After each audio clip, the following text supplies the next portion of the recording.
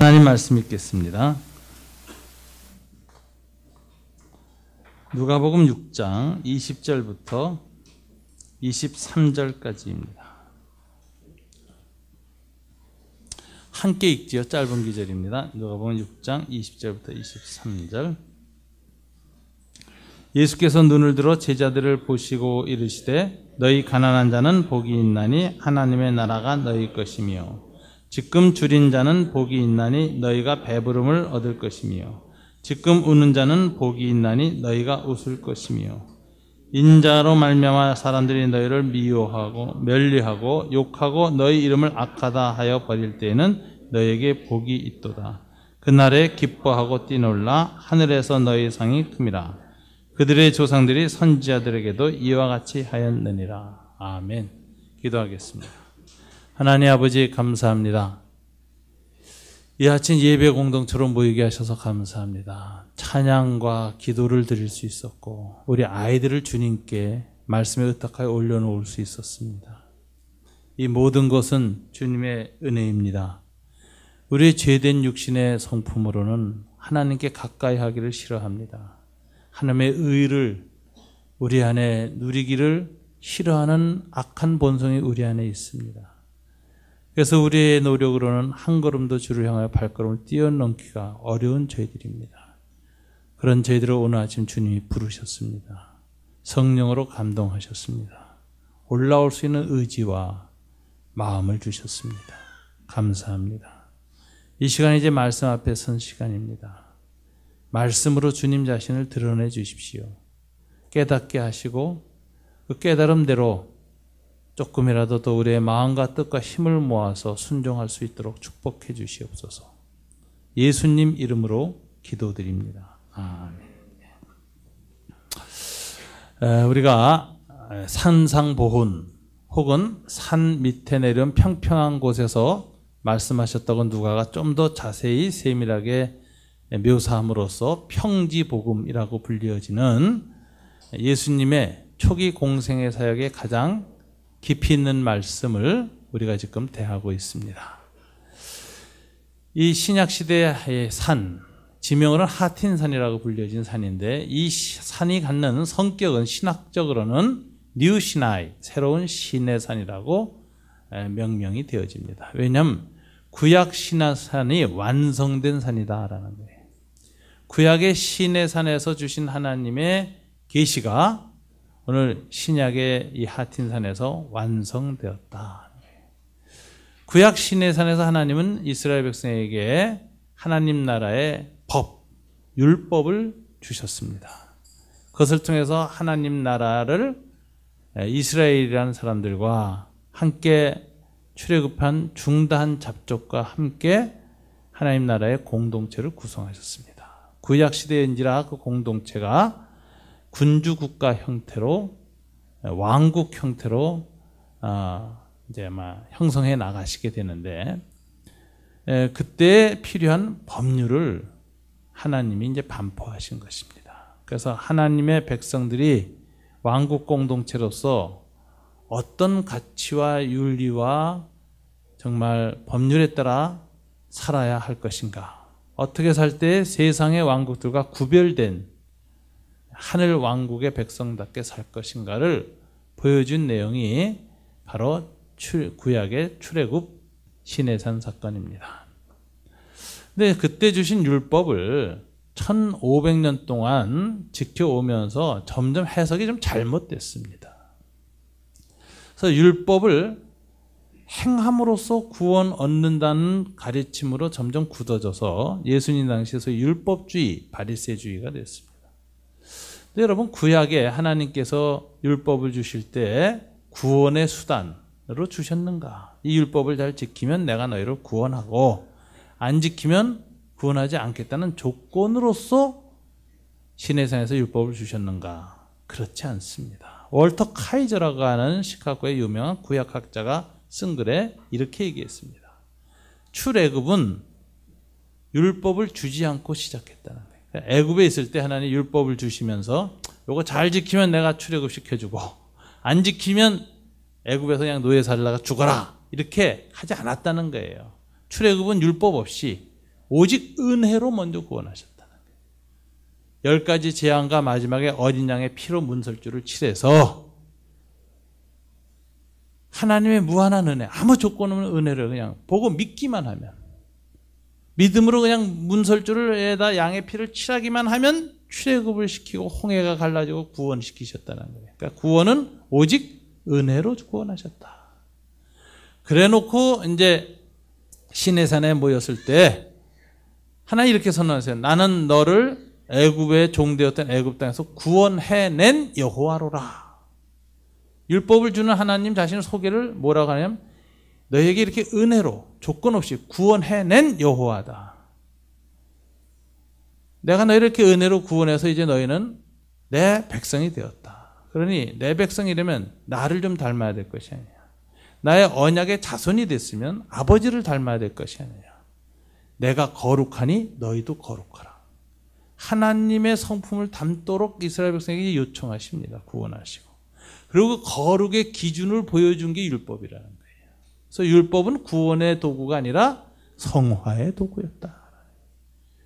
율법을 지키느냐 안 지키느냐로 구원이 결정되는 것이 아니라 구원은 하나님의 십자가 은혜, 출애굽의 은혜로 구원받는 것이고, 구원받은 백성이 마땅히 행해야 할 거룩한 삶, 하나님의 뜻에 맞는 삶을 이루어나가는 성화의 도구가 율법이었어요. 이걸 뒤집어 놓은 것이 바리새인들이라는 거예요. 성화의 도구를 구원의 도구로 바꿔버린 거예요. 구원의 조건으로 바꾼 거예요. 그러니까 율법이 완전히 거꾸로 된 겁니다. 하나님 원래 율법에 준 뜻이 뒤집혀버린 거예요. 이걸 바로잡기 위해서 주님이 오셨다는 거예요. 그래서 산상보훈에서 율법의 의미를 다시 재해석해 준 산, 원위치시킨 산, 그래서 이것은 뉴 시나이, 새로운 출애굽이라는 것입니다. 오늘 본문도 보면은 이스라엘 백성이 산이 이렇게 많이 모이게 되었고, 두로와 시돈 지역의 해변가에 있던 이방인들까지 다 이 예수님의 이 갈릴리 북부에 있던 한 산에 이렇게 모이게 된 것은 어떤 연유입니까? 예수님이 그 모든 지역에서 두루 권능을 행하셨기 때문이다. 그래서 모인 사람들이 예수님의 손이라도 만지려고 애를 썼는데 그 이유는 만지기만 하면 그 능력이 한량없이 나갔기 때문이다. 이렇게 돼 있어요. 이 정말 조건 없는, 한량 없는, 그냥 믿음으로 대기만 하면 능력이 나타나서 악기로부터 병으로부터 모든 어두움의 권세로부터 해방되는 것을 체험한 이들이 나 저분의 말씀을 들어야 되겠다고 감동받아서 몰려 나온 것이 이 산입니다. 그러니까 이것을 새로운 출애굽, 10가지 재앙을 통해서 나타났던 하나님의 권능이 예수님을 통하여 나타나니 이스라엘 백성과 많은 유대인들이 다 모여서 산 위에 모여들었는데 이것은 마치 출애굽하고 시내산에 모인 구약 이스라엘과 같다. 그래서 학자들이 다 이 본문을 가르쳐서 뉴 시나이, 새로운 시내산, 이렇게 설명을 하는 것입니다. 자, 이렇게 시내산에 이제 이스라엘 백성이 모였습니다. 이들에게 주님이 입을 열어서 첫 번째 말씀을 주시는데 오늘 본문에 보니까 4번에 걸쳐서 복이 있나니, 복이 있나니, 복이 있나니, 복이 있나니 축복을 선언하십니다. 이게 구약의 시내산하고 굉장히 대조되죠. 구약의 시내산에서 딱 모였을 때는 하나님이 뭐로부터 시작하셨어요? 계명으로 시작하셨죠. 그죠? 10계명. 근데 신약의 이 뉴 시나이, 새로운 시내산에서는 입을 열어 뭐부터 시작하세요? 축복 선언으로부터 시작해요. 이게 율법과 복음의 차이고 구약과 신약의 차이예요. 신약의 백성들에게 주님은 먼저 하늘 축복을 선포하십니다. 그래서 오늘 본문에 보니까 복이 있다, 복이 있다, 복이 있다, 복이 있다 4번 하셨고, 마태복음은 복이 조금 더 많이 추가됐어요. 그래서 8복, 8가지 복이 선포되어지고 있습니다. 그래서 신약의 이 제자 공동체는 성격이 첫째라 출애굽 공동체요, 더 나아가서 뭐죠? 축복 공동체다. 이 새로운 축복을 주님이 선언하고 계십니다. 그런데 이 축복의 내용이 사람들이, 이 세상 사람들이 기대하는 축복은 좀 상당히 성격이 달라요. 세상 사람들은 주로 어떤 축복이죠? 한국 사람이 가장 좋아하는 게 무병장수하고 가문이 흥황하고 자손이 잘 되는 거. 네, 굉장히 세속적인 축복이죠. 이게 보통 우리만이 아니에요. 미국 사람도 그렇고 전 세계 사람들이 다 인간은 다 이런 축복을 좋아해요. 그 축복을 원하는데 오늘 예수님이 이 산 위에서 자기에게 모인 백성들에게 선언하신 축복은 내용이 달라요. 이 내용이 또 상당히 다른 정도가 아니라 거의 거꾸로입니다. 세상 사람들은 우는 걸 축복이라고 하지 않는데 오늘 주님 우는 자는 복이 있다 그래요. 배고픈 사람 축복이라고 하지 않는데 배고픈 자가 복이 있다고 얘기하세요. 왕따 당하고 고통당한 사람이 복이 있다고 하지 않는데 주님은 그들을 복이 있다고 오늘 선포하세요. 그래서 예수님의 축복은 우리들이 기대하는 이 세상적인 축복의 개념하고는 정반대다. 그래서 어떤 신약학자들은 이 산상보훈을 가르쳐서 위대한 뒤집힘, The Great Reversal이라는 용어로 표현하는 장면이 오늘의 본문입니다. 그럼 이처럼 뒤집힌 이 축복의 의미가 무엇일까를 우리가 좀 생각해 봐야 돼요. 오늘 4번에 걸쳐서 나온 이 복이 있나니 마카리오이라는 이 단어는 두 가지 형태로 쓰여졌어요. 마태복음에서는 사람들을 가르쳐요. 너희 복 있는 자들이여. 그래서 3인칭 복수명사로 쓰여졌고요. 오늘 본문 같은 데서는 서술형으로 좀 쓰여졌어요. 복이 있도다. 이렇게. 그래서 이 마카리오스라는 단어가 모두 신약에 50번 쓰여졌습니다. 근데 이 뜻이 무엇일까 하는 거죠. 이 가만히 보면은 주님이 지금 자기 백성들을 이렇게 바라보면서 이제 축복 선언하시는데 지금 여기서 현재 누리는 복을 가르쳐서 복이 있다고 하시는 것이 아니에요. 지금은 울고 있고 지금은 굶주리고 있고 지금은 참 고난당하고 슬퍼하고 있지만 그러나 너희들의 마지막은 최종 상태는 굉장히 복된 상태로 끝날 것이다. 그래서 주님은 미래를 내다보고 축복하시는 겁니다. 미래에 이들에게 임할 하늘의 축복을 확신하시고 내다보시면서 너희들은 복 있는 자다라고 하셨어요. 이 본문의 이 단어를 조금 더 정확하게 해석하면은 현재 이곳에서 누리는 어떤 물질적이거나 육체적인 축복을 의미하는 것이 아니라 최종적인 복된 상태를 의미하기 때문에 어떤 분은 이것을 해피로 번역을 해요. 행복하도다. 너희 행복한 자들이야. 지금은 가난하고 여러 가지 힘든 일을 겪고 고통 가운데 있지만 너희는 궁극적으로 무한히 행복해질 사람들이다. 행복한 사람들이요. 이렇게 주님이 미래를 내다보고 하셨다. 이 미래는 뭘까요? 개인의 끝, 역사의 끝을 내다보고 하셨다. 그래서 이런 축복을 종말론적인 축복이라고 해요. 종말론적인 축복을 선포하셨다라는 거예요. 이 마지막에 자기에게 나오고 하나님의 능력을 체험하고 그 믿음을 가지고 나온 자들은 끝은 무조건 행복한 상태로 끝난다고 지금 선언하시는데 그러면 우리 그리스도인들은 이 세상을 살아가는 동안 이 축복을 미리 맛볼 수는 없는가? 그렇지는 않습니다. 마지막에 이루어질 거지만 미리 부분적으로 맛볼 수 있습니다. 언제 맛볼 수 있는가? 마지막에 이루어질 이 축복을 성령 충만할 때 맛볼 수 있어요. 사도행전에 보면은 사도들을 향해서 세상 사람들이 이렇게 말했습니다. 그들이 새술에 취하였다. 뉴 와인. 이건 마지막 날에 이루어질 성령의 역사가 예수를 믿는 사람들에게 오순절날 미리 임했어요. 그래서 그 축복이 얼마나 강력한 것이었는지 세상 사람들 보기에는 술 취한 사람 같았어요. 어떻게 저 사람 저렇게 웃을 수 있고 저렇게 행복할 수 있고 저렇게 담대하게 자기네들 이야기를 큰 소리를 할 수 있을까?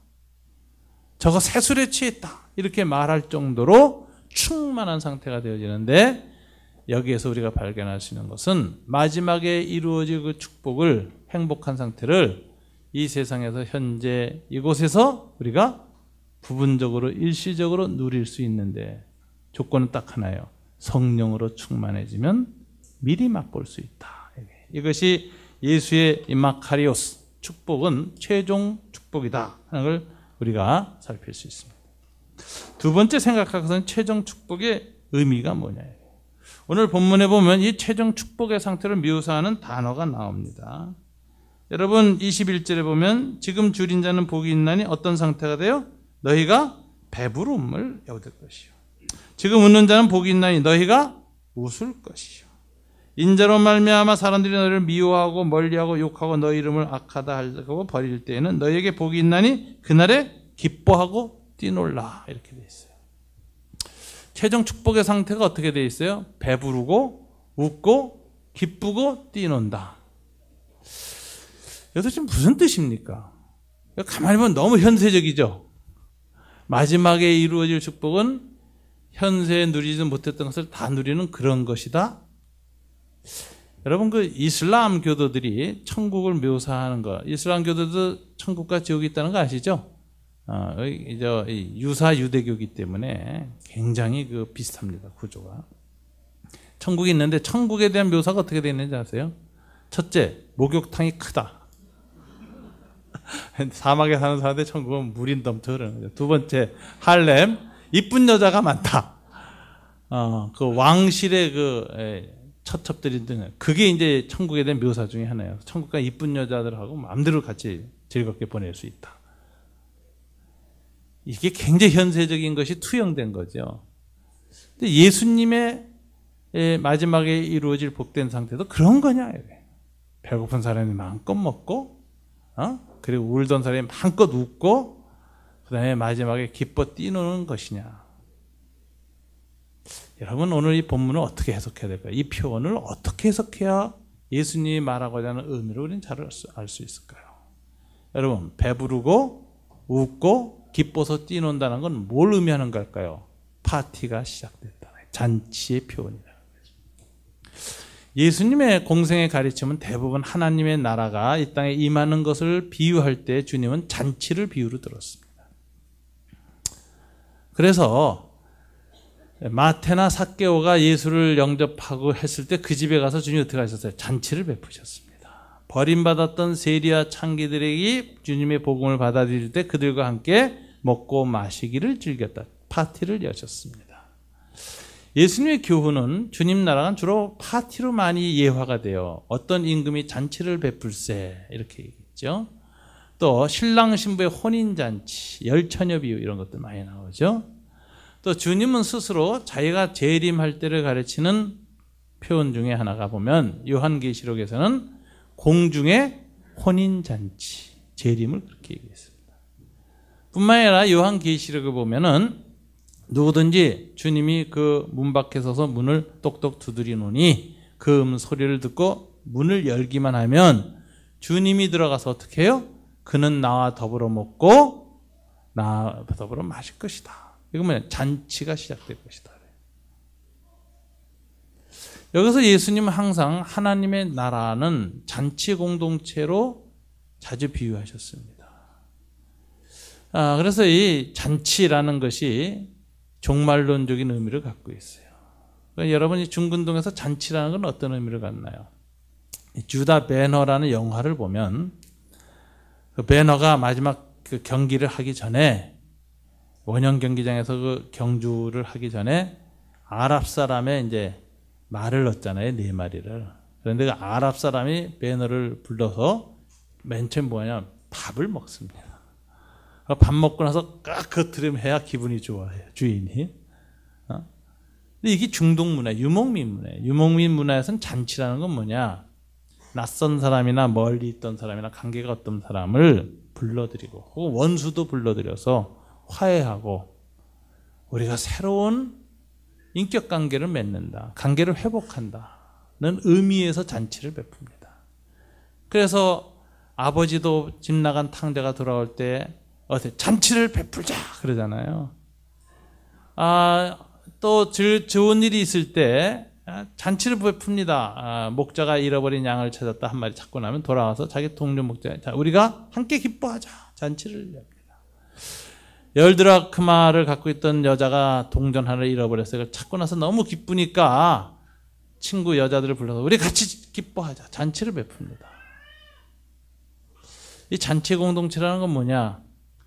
새로운 교제, 새로운 관계의 회복을 의미하는 것입니다. 그러면 우리 주님께서 마지막 때에 너희는 무한히 행복하게 될 터인데 그 행복의 의미가 뭐냐? 잔치가 벌어지기 때문인데 그 의미는 뭐예요? 먹고 기뻐하고 뛰어노는 그 상태가 될 정도가 되는 이유가 뭐냐? 그것은 바로 하나님과의 관계가 완전히 회복되기 때문이에요. 에덴 동산에서 하나님과의 관계에 죄가 생겨서 끊어졌던 그 모든 것이 완전하게 해소되어지고 하나님과 원수되었던 것이 완전히 사라지고 하나님과 인간이 하나로 통합되어지는 그런 놀라운 체험을 하면서 그러면서 주님과 함께 뛰고 노는 상태, 이건 하늘 잔치에 들어가는 것이다. 그래서 이 최종 행복의 의미가 뭐냐면 단순히 먹는다, 춤춘다 이런 표현을 사용했지만 그런 의미가 아니라 의미가 뭐예요? 하나님과의 관계 회복, 교제 회복의 축복입니다. 그것을 요즘 우리들이 쉽게 말한 건 구원을 받는 축복이다. 구원의 축복이다. 이렇게 얘기하는 거죠. 그 기쁨이 넘칠 것이다. 이렇게 주님이 표현을 하셨습니다. 이 표현을 이런 관점에서 해석을 못하고 문자적으로 해석하면 기독교는 뭐가 되죠? 기복주의 기독교가 되는 거예요. 성경에 나오는 표현을 우리가 이런 표현을 주님이 그 당시에 사용해서 어떤 의미로 사용하시는가를 알 때 이것은 단순히 배부르고 잘 먹고 잘 산다는 축복을 받는 게 아니라 뭐라고요? 하나님과의 관계 회복. 하나님 나라의 잔치 공동체로 우리가 불림을 받는다라는 놀라운 기쁨이라는 걸 우리가 알 수 있습니다. 세 번째 오늘 본문을 통해서 생각할 것은 이 하나님 나라의 잔치 공동체에 들어가는 이 최종 행복을 누리기 위해서는 어느 문을 지나가야 돼요. 관문이 있어요. 잔치에 항상 관문이 있습니다. 이 관문이 어디 있느냐? 22절에 나와요. 한번 읽어볼까요? 다 같이. 인자로 말미암아 사람들이 너희를 미워하고 멀리하고 욕하고 너희 이름을 악하다 하여 버릴 때에는 너희에게 복이 있도다. 그날에 기뻐하고 뛰놀라. 자, 인자로 말미암아. 이 말미암아란 단어가 원인을 나타내는 의미를 가질 때도 있고 전치사가 through, 통과하여라는 의미를 갖습니다. 그럼 하나님 나라의 잔치 공동체에 들어가게 될 때는 잔치 입구에 관문이 있는데 무슨 관문이에요? 인자로 말미암아, 인자 관문이에요. 이 인자라는 용어 자체가 하는 의미가 있죠. 예수님이 자기 칭호죠. 자기 자신을 메시아라는 칭호를 주님 잘 안 쓰셨고 인자라는 용어를 썼습니다. 그럼 인자라는 용어를 왜 쓰셨을까? 왜 메시아 칭호를 잘 안 쓰셨을까? 그 당시에 메시아 칭호는 정치적 메시아, 영광의 구주를 가리쳐요. 권력과 힘을 갖고 로마를 물리치고 이스라엘이라는 새 왕국을 일으킬 힘과 능력과 영광을 받으실 분을 기대했을 때 항상 다윗의 아들 혹은 메사야라는 표현을 썼어요. 이런 것을 다윗 메시아니즘이라고 하죠. Son of David, 다윗의 자손 이렇게 부르는 거죠. 예수님 그 칭호를 싫어하시고 의도적으로 스스로 생물학적으로는 다윗의 후손이셨지만 나는 Son of Man, 인자라는 용어를 썼습니다. 근데 인자라는 용어는 구약의 다니엘서에서 신인데 사람 몸으로 나타난 사람, Divine Man이라는 신적 인간을 가리치는 선지자의 용어였지만 여기에다 의미를 예수님이 덧붙였습니다. 그래서 인자라는 말을 쓸 때는 항상 붙는 것이 있어요. 인자가 온 곳은 사람들을 섬기려고 왔고 마지막에는 자기 목숨을 대속물로 주려 합니다. 그래서 인자라는 말을 붙을 때는 항상 예수의 고난이 드러나요. 예수님은 그 당시 사람들이 기대했던 다윗의 아들로서의 영광이 아니라 사람들을 위해서 대신 섬기다가 섬김의 완성이 뭐예요? 십자가에서 죽는 것, 목숨을 내주는 것. 그래서 그들을 구원하는 것으로서 하늘 아들의 섬김을 완성하려고 왔을 때 섬기는 메시아를 표현했던 용어가 뭐냐? 인자라는 표현이었어요. 인자라는 단어 속에는 고난의 냄새가 툭툭 넘쳐 흐릅니다. 근데 오늘 주님도 인자로 말미암아 했을 때는 예수 믿는 사람들이 예수님의 영광보다는 예수님의 고난에 동참해야 그래야 하늘나라에 들어갈 수 있다 하는 얘기를 하는 거예요. 그래서 예수 관문을 들었을 때 예수의 신앙 고백은 꼭 더불어서 가져야 될 도장이 필요한데 고난의 도장이 찍혀야 합니다. 천국 입국 비자에는 예수를 믿음으로 말미암아 자연스럽게 따르는 고난의 도장이 찍혀야 한다. 그래서 인자로 말미암아 사람들이 너희를 미워하며 멀리하고 욕하고 너희 이름을 악하다 하여 버릴 때에는 너희에게 복이 있나니 그날에 기뻐하고 뛰놀라.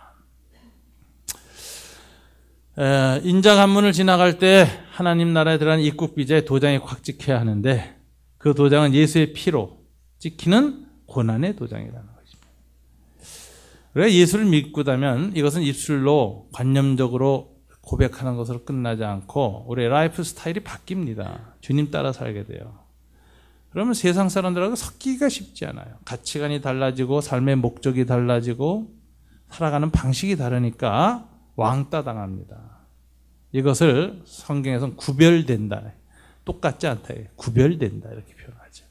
그 다음에 이것이 더군다나 성령의 능력으로 구별될 때는 성별된다. 라고까지 표현해요. 거룩하게 구별된다. 근데 구별만 되나요? 축출도 당하죠. 아, 저놈하고는 우리 같이 술 먹기도 재미없고, 노는데 재미가 없다. 그래서 이제 노는 자리에서 슬슬 멀어지게 됩니다. 축출당합니다. 기존 교제권에서. 똑같이 욕심을 내고 이익을 내고 악한 일에도 좀 담합을 해야 되는데 그런 걸 거절하니까 끼어들지 않게 됩니다. 그럴 때는 너희에게 복이 있나니. 주님이 그렇게 얘기하셨어요. 왜? 그것은 천국 도장이 찍히는 순간이기 때문에. 고난받을 때마다. 그래서 도장 찍힐 때마다 기뻐하고 즐거워하라 그랬습니다. 예수 믿는 사람은 고난당할 때 이를 악물고 참거나 이겨내자 이럴 게 아니라는 거예요. 막 너무 즐거워서 깔깔깔깔 웃고 오늘 본문에 보니까 기뻐하고 그 다음에 뛰놀라는데 뛰논다는 이 동사가 어린아이가 너무 기뻐서 팔짝팔짝 뛰는 동사를 썼어요. 너무 좋아서 막 견딜 수 없게 뛰놀라요.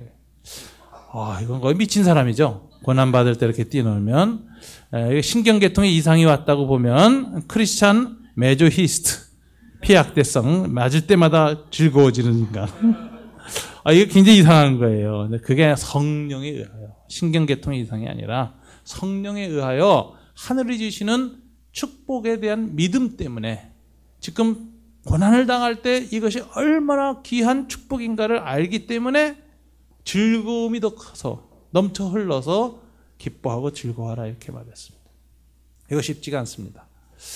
한국에는요, 100년 전에 그 평양에 최권능 목사님이라는 분이 계셨어요. 이분은 나중에 신사참배 때 순교하셨습니다. 주기철 목사님 이런 분 다 돌아가실 때. 이분은 전도자였어요, 기본이. 그래가지고 만주 지역에서 이분이 세운 개척교회가 150개가 넘어요. 아마 굉장했던 분이죠. 근데 이분의 전도 특성이 오늘날에는 굉장히 싫어할 방식이에요. 예수 천당을 길거리에서 외치는 거예요. 하루는 그저 최재선 박사라고 그저 일본에서 이제 유학 가서 신학 박사를 한 분이 내려오는데 만날 때 예수 천당 하더라는 거예요. 하도 이분이 이제 그게 싫어서 귀에다 대고 최 목사님한테 그때 내가 당신처럼 될까봐 못 믿겠어 그랬다는 거예요. 안 믿는 사람인 척하면서. 그럴 정도로 이제 그분이 좀 지나치게. 근데 그냥 그 당시엔 그게 또 괜찮았어요. 오늘날은 예수 믿는 사람이 많은데 그러니까 정신병자 같지만 그때는 그게 또 그냥 그 나름대로 그 당시에는 의미가 있었던 노방전도 방식이었습니다. 예수 천당을 얼마나 뜨겁게 그냥 성령만 충만히 막 쏟아져 나오는지 하루는 길 지나가는데 일본 경찰이에요. 군인이었어요. 군인인데 이 군도를 차고 말을 타고 지나가는데 그 지나가는 말 귀에다 대고 예수 천당하고 대가리 일상하니까 많이 놀래서 팔쩍 뛰어가지고 헌병대장이 나가 떨어졌어요. 얼마나 분이 나겠습니까? 끌어다가 이제 팬 거. 빠딸 치는데 한 대 딱 맞으면 예수 그러더래. 딱 치면 천당 그런데. 기가 막히니까 헌병대장이 딱 멈추고 당신도 어떻게 된 사람이야? 그랬더니 씩 웃으면서 최건능 목사님 나는 여기까지 예수 천당이 꽉 차 있어서 때리면 나옵니다. 그러는 거예요. 충동받으면 나온다는 거예요. 그래서 이제 고난을 많이 받으셨는데, 여러분, 제가 그렇게 고난 받으라는 소리는 그건 아니지만, 삶의 방식이 달라서 대가를 치러야 되는 것을 억지로 힘들게 치르지 말고 기쁨으로 받으라. 왜냐하면 그것이 하나님 나라의 잔치 공동체에 들어가는 중요한 증거가 되기 때문이다. 입국 관문에 비자 도장 찍히는 것 같은 것이다. 이렇게 주님은 우리를 가르쳐요. 그래서 그런 일을 당할 땐 굉장히 기뻐하고 뛰놀아라. 이렇게 얘기하셨어요. 러시아가 이제 스탈린 시대에 많은 사람들을 숙청했습니다. 근데 나중에 그 강제 수용소에 가보면요, 이 초기에는 기독교인들 혹은 공산주의를 반대한 귀족들이 많이 잡혀서 죽었어요. 근데 나중에는 누가 들어간 공산주의자들이 다 들어왔어. 그냥 자기네끼리 숙청해야 돼가지고. 한 사람이 젊었을 때 공산주의자로서 인도주의적인 분노도 있고 의사였던 사람이, 의대생이었던 사람이 이제 모스크바에서 학생운동을 하고 혁명가로 살다가 숙청을 당해서 수용소로 들어왔습니다. 수용소에 들어와 보니까는 환멸이 온 거예요. 과연 이게 사회주의 천국인가? 지옥을 만들었잖아요. 이 의사가 화해와 환멸 중에 있다가 예수를 믿게 돼요. 근데 정말 성령으로 진지하게 거듭났습니다. 이 사람이 거듭나고 나니까 수용소 안에서도 그 전의 삶을 살 수가 없는 거예요. 수용소의 의사니까 이 간수들이 약을 빼돌려요. 이 죄수들한테 쓸 약을 다 빼돌고 팔아넘기고 그것도 받았다고 사인하라 그래요. 사인하면 먹을 거 좀 주고 해서 의사도 살 수 있게 해줘요. 그러고 살았는데 도저히 그걸 할 수가 없는 거예요. 그래서 그걸 거부하기 시작합니다. 그러면 어떻게 되느냐? 암살당해요. 죄수 중에 누구 하나 시켜서 와서 죽이게 하거든.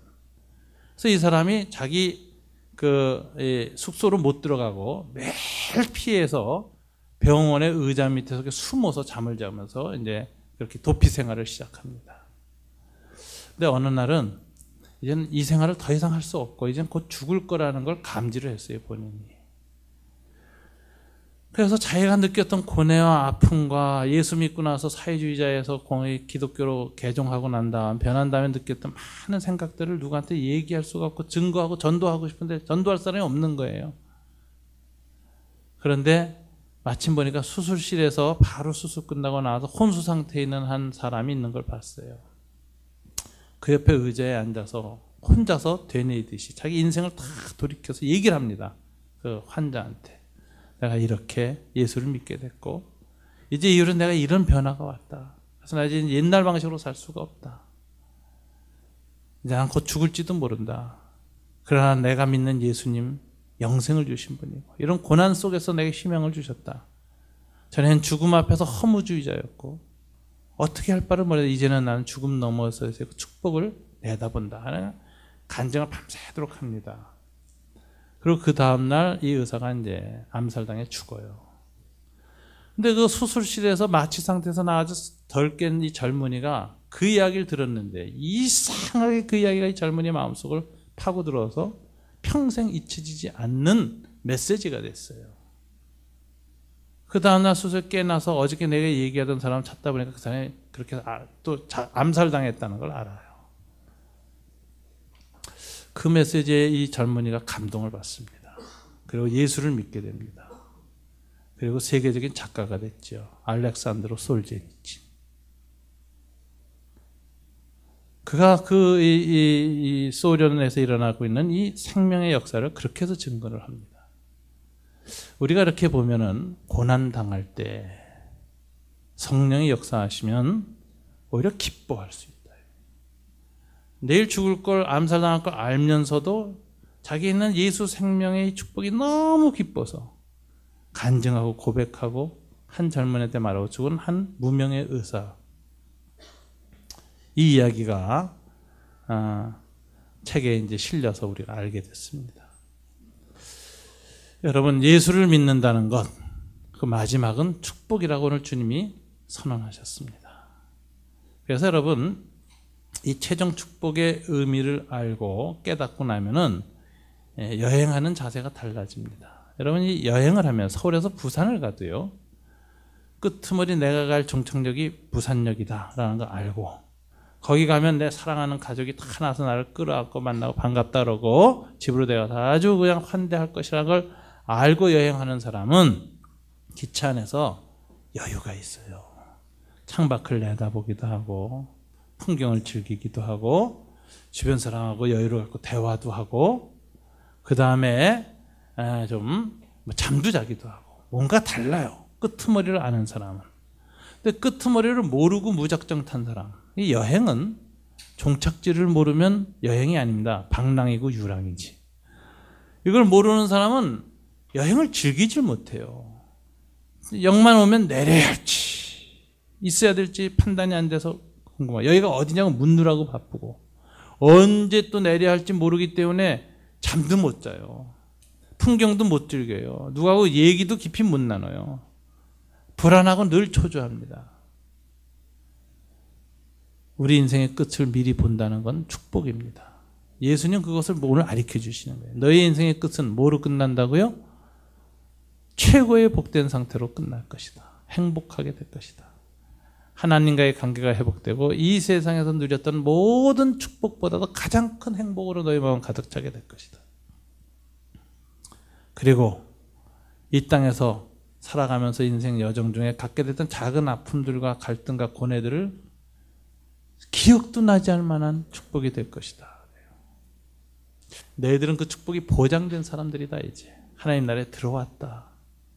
그러니까 이 세상을 살면서 나로 인하여 겪게 되는 많은 불평과 손해와 힘듦과 여러 가지 갈등들을 당할 때 기뻐하고 어린애처럼 뛰어놀아라. 왜냐하면 너희는 행복하게 될 것이기 때문이다. 그래서 주님이 제자들을 향해서 이렇게 말씀합니다. 너희 행복한 자들이여. 이렇게 선언하셨어요. 여러분, 저와 여러분이 우리의 삶에 대한 자아를 어떻게 갖느냐가 이제 중요해요. 나는 재수 없어. 나는 밤낮 고난두성이야. 이렇게 갖고 있는 사람의 갖고 있는 그 상태하고 나는 여러 가지 어려움이 있지만 결국은 복 있는 사람이야.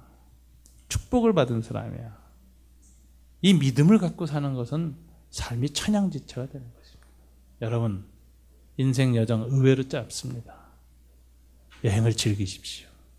누리십시오. 그것은 어디에 가야 할지를 알고 그래서 일어날 일을 아는 사람만이, 그 믿음이 있는 사람만이 누릴 수 있는 축복입니다.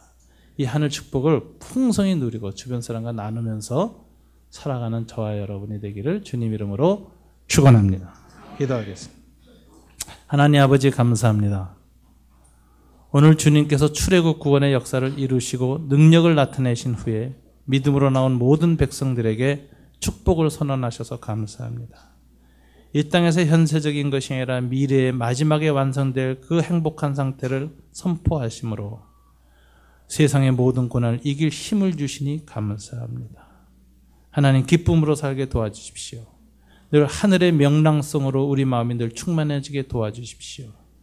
때로는 고난 때문에 갈등 때문에 우리 영혼이 찌그러지지만 하늘 기쁨으로 곧 회복되어지는 이 탄성지수가 높은 영혼이 될 수 있도록 우리를 붙잡아 주시기를 원합니다.